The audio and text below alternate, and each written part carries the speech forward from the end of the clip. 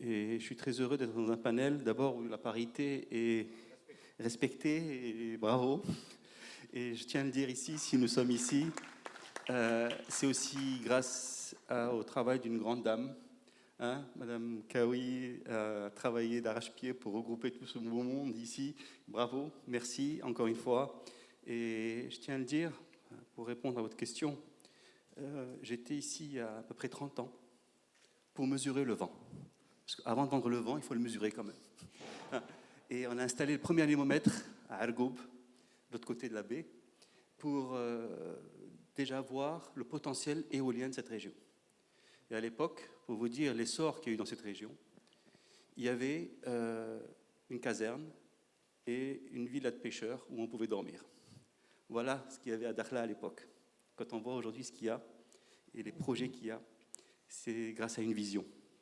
Une vision, et voilà, le thème de 25 ans de vision royale est tellement flagrant dans cette région que nous voyons dans tous les domaines. Et je viendrai au domaine de l'énergie parce que ça a démarré avec une autre vision qui a touché non seulement notre pays mais notre continent et qui touche à l'énergie. Dès 2009, la lettre royale a été très claire, priorité aux énergies renouvelables et à l'efficacité énergétique dans notre politique énergétique. Des objectifs chiffrés, des agences dédiées, des nouvelles réglementations, des financements verts qui ont été attirés, une industrie, une intégration industrielle. C'est tout ça, cette stratégie, cette vision. Ce n'est pas seulement un projet de centrale solaire ou de parc éolien, c'est une vision sur des décennies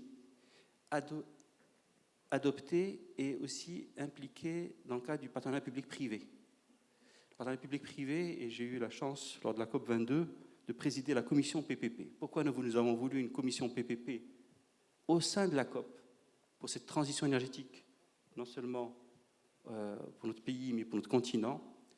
C'est que tous nos projets ont été développés selon cette approche.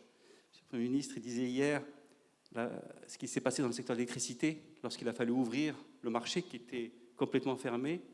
Et on était dans une situation très difficile de coupure d'électricité. Hein, vous connaissez très bien l'historique. Et comme on a ouvert au partenariat public-privé, au secteur privé d'investir, un grand chèque qui a été donné à l'époque pour payer les 2 centrales de Jorf. Mais c'est pour dire que le PPP est dans notre pays parce qu'il y a eu cette vision, cette stabilité. Aujourd'hui, le PPP fonctionne très bien dans notre pays parce qu'il nécessite 3 choses. Il nécessite la confiance entre les partenaires. Il nécessite la transparence dans les contrats. Et il nécessite de la gouvernance pour respecter ces contrats sur des durées de vie qui ont parfois 25 ans, 30 ans, 35 ans. Et c'est ce qui fait qu'aujourd'hui, dans le domaine des renouvelables, notre pays, non seulement a attiré des grands acteurs, a attiré un volet industriel, mais a obtenu des prix très, très compétitifs. Nous avons le prix du kilowattheure éolien, un des moins chers au monde. Le prix du kilowattheure solaire, un des moins chers au monde. C'est ce qui fait que ça devient très attractif. Ça devient un projet qui non seulement développe l'électricité pour notre pays, pour notre région, mais aussi les projets d'hydrogène vert dont on a parlé.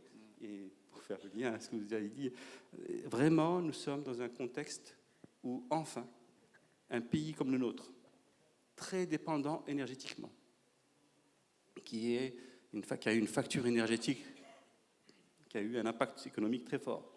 Nous sommes en train de passer d'un pays importateur d'énergie grise à un pays exportateur d'énergie verte. Vous vous rendez compte le changement de paradigme pour notre économie, en termes de factures, en termes de rentrée de devises, en termes d'emploi. On gagne à tous les niveaux.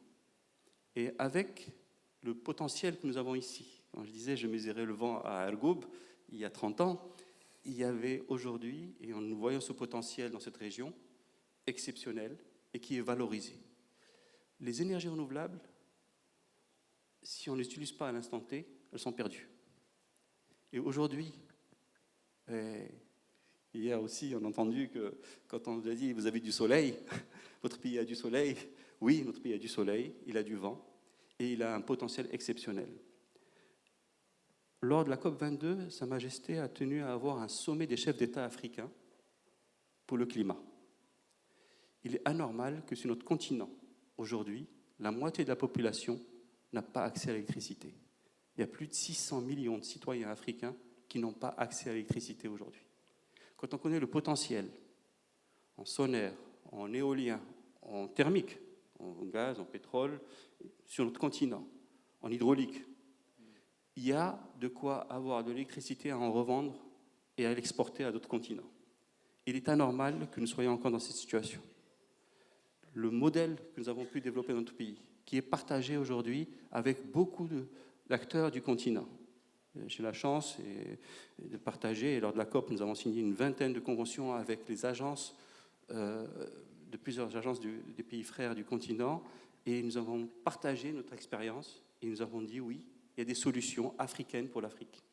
Et c'est ce qu'a voulu passer comme message Sa Majesté lors du sommet, et pour dire que sur ce thème de l'énergie, mais bien sûr sur l'agroalimentaire, sur tous les autres secteurs, nous sommes dans ce même modèle. Et nous avons montré qu'aujourd'hui, non seulement on peut le faire, nous avons les potentialités pour le faire, nous avons les capacités humaines, et ça, moi aussi passer le relais, pour passer le relais à FPVD, parce que c'est grâce aussi à la formation des jeunes que nous pouvons avoir ces résultats aujourd'hui. Je vous rappelle qu'aujourd'hui, nous sommes à plus de 5 gigawatts en énergie renouvelable dans notre pays. Nous avons dépassé les 40% qui étaient déjà voulus à l'époque. Donc nous sommes dans un modèle, et avec tout le plan d'hydrogène vert, tout le plan solaire et éolien annoncé, nous sommes encore dans un modèle je crois qu'on arrivera beaucoup plus tôt à nos objectifs déjà fixés. Et il y a 5 ans, je vous aurais dit non. Depuis 2 ans, il se passe quelque chose dans le nucléaire assez incroyable. C'est une énergie décarbonée, donc elle est rentrée dans la décarbonation des énergies. Donc on peut parler d'une énergie nucléaire propre. Plus que ça. À la COP de Dubaï l'an dernier, le Maroc a été signataire d'une initiative pour tripler le nucléaire dans le monde, pour la décarbonation dans le monde. Pourquoi ? Il faut, et aujourd'hui, avec l'AIEA, avec beaucoup d'acteurs, nous voyons sur notre continent, aujourd'hui, le Kenya, le Togo, la Namibie, l'Égypte, le Ghana, être aussi intéressés par le nucléaire. Ce qui se passe dans le nucléaire, ce qui est nouveau, c'est que nous avons des petits réacteurs modulaires aujourd'hui qui se déploient, qui se développent. On n'est pas encore dans le déploiement, qui se développent et qui sont beaucoup plus adaptés à nos contextes énergétiques. Ils sont moins gros, donc nos capacités, et un des volets très importants pour notre région et pour tout le continent, c'est de développer beaucoup plus le réseau électrique. Nous sommes interconnectés, nous, Maroc, avec l'Europe, et il faut absolument, et je crois que c'est un message à faire passer aussi pour notre continent, c'est que tous nos pays soient interconnectés. Plus ils seront interconnectés, plus nous pourrons faire des grands projets économiques dans les renouvelables comme dans d'autres secteurs, parce que l'électricité, je parle devant l'ONE, mais il faut dire qu'aujourd'hui, l'électricité a besoin d'infrastructures pour pouvoir déployer des grands projets avec ce potentiel renouvelable que nous avons, avec le nucléaire qui nécessite quand même des réseaux électriques assez importants, et c'est pour ça qu'il y a une évolution. Par contre, on ne peut pas faire de nucléaire sans sûreté et sécurité. C'est très important. L'Agence de sûreté et de sécurité nucléaire est là pour mettre en place toutes les règles. Et c'est là, on ne peut pas faire de nucléaire. J'étais à Fukushima il n'y a pas longtemps. L'impact d'un accident nucléaire, ils sont à plus de 150 milliards de dollars de coûts de nettoyage. Il y en a encore pour 30 ans. Pour vous dire, le nucléaire a beaucoup d'atouts, mais attention, il nécessite encore plus de gouvernance et de règles à observer.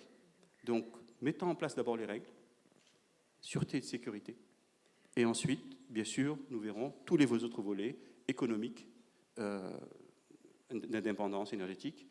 On a parlé hier de l'uranium. Oui, il y a aussi des projets d'extraction de l'uranium que nous avons dans notre pays avec l'uranium qui se trouve dans le phosphate. Il y a eu des projets avec l'OCP. Il y a beaucoup de choses qui se travaillent là-dessus. Nous pouvons avoir de l'uranium marocain, mais attention, le nucléaire est une technologie qui nécessite toutes ces règles de sécurité et de sûreté d'abord. Voilà.